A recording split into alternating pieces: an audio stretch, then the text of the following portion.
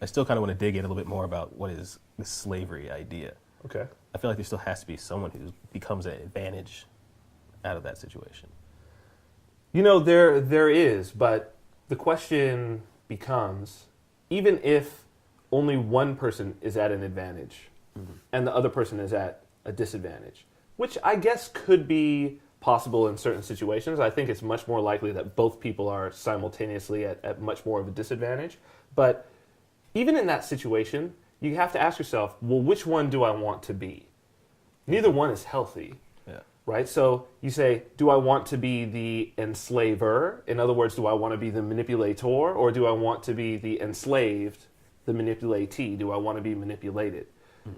I think ultimately, everybody wants, in every part of their life, to feel like they are free, to feel like they're liberated and they have freedom. And while we talk about, sexual liberation and sexual freedom, we rarely talk about it as for the individual in their own individual relationships. We are always talking about it as like the liberation of women or the liberation of young people or the liberation of the elderly. But we really haven't talked about sexual liberation for the individual. And I think that that's the place where we need to start.